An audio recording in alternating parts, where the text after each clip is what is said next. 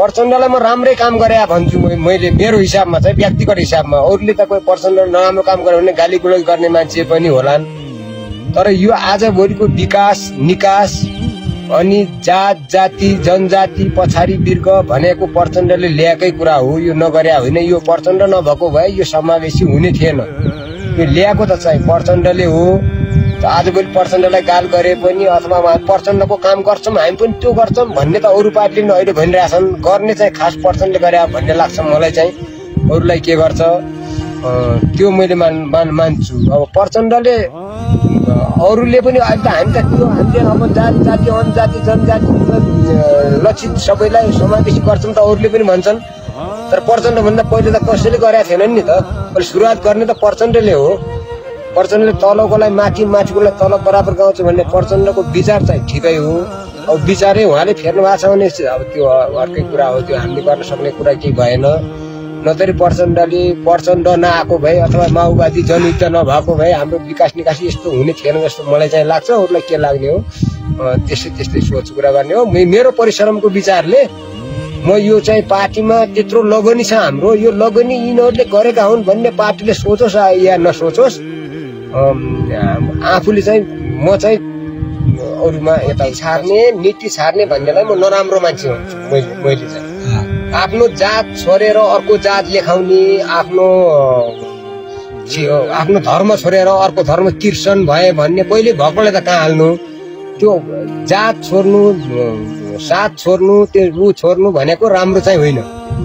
जो जात छ त्योमा रहनु पर्छ, जो पार्टीमा छ त्यो पार्टीमा रहनु पर्छ। अब अहिले जता घोडाले मुच्छ उतै कोसी थाप्दै जता कहाँ फाइदा हुन्छ त्यति गर्ने कुरा राम्रो चाहिँ होइन।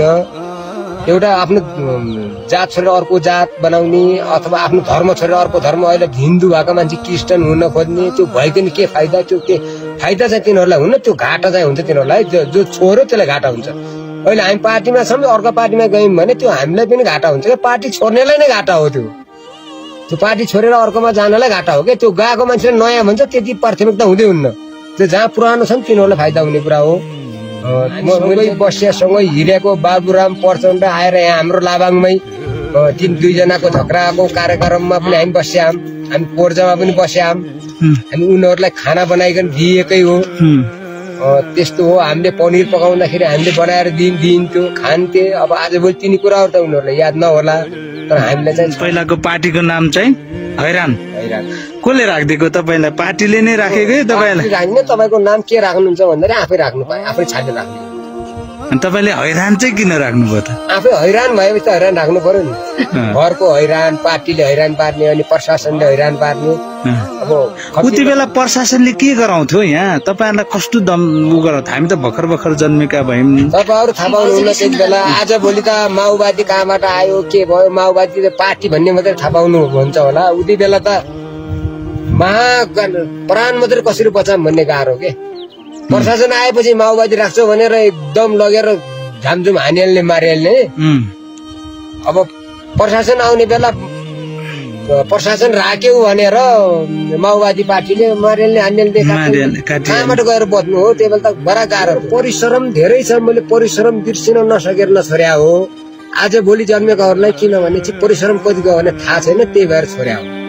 पहिला लागेको मान्छे त कमैले छोड्लान्, अलिअलिले त्यो मस्तै पैसाको लालचमा परेर छोड्ने हो।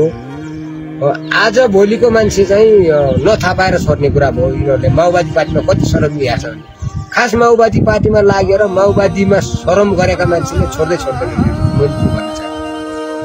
कति परिश्रम गरेका छौँ हामीले, कति दुःख गरेका छौँ भने त्यो दुःखको पीडा त माओवादीले पनि केही दिएको छैन। त्यो दुःख हामी त्यसै गएर छोड्यौँ भने नछोड्ने। माओवादी पार्टी रहन्जी त्यो पार्टीमा लागेका मान्छेले नछोड्नु। अरू कोहीलाई पनि म भन्न चाहे, कोहीले सुन्छन् भनेपछि त्यो पार्टीमा लागेर परिश्रम गरेकाले अझै पनि नछोड्नु पार्टी रहन्जीलाई। किनकि त्यो परिश्रम कसले दिने? अब त्यसमा लागेपछि त केही त पाम्ला नि त। हाम्रो पार्टीमा लागे हामी पहिलेदेखि छौँ भन्ने पनि होला, नाम नक्सा होला, अथवा हाम्रो परिश्रम छ त्यहाँ। हामी त घाइते बोक्यौँ, अपामा बोक्यौँ। माओवादी यत्रो दुनियाँ हामीले पालेर बनाएको पार्टी हो माओवादी पार्टी भनेको त, जनताले पाल्या हो। त्यसमा उ गर्ने होइन, त्यो नगरौँ भन्न चाहन्छु। त्यो कसैले त्यो नगरोस्। अथवा आज भोलि जन्मेकाहरूले त माओवादी पार्टी त त्यसै भयो होला भन्ने माने होला नि, तिनले छोड्दा लाग्दा केही फरक नपर्ला। त्यसमा अलिक परिश्रम गरेकाले त्यो परिश्रम कसैले पनि कुनै जनाले पनि नबिर्सनु भन्न चाहन्छु म। तपाईहरु पनि पछिको मान्छे हो, त्यो परिश्रम गर्नु भएको छैन।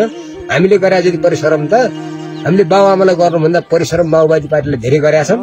माओवादी पार्टीले अथवा हेरोस् नहेरोस् त्यो आफ्नो ठाउँमा रह्यो, तर हामी चाहिँ बिर्सिन्न। मैले चाहिँ बिर्सिन्न।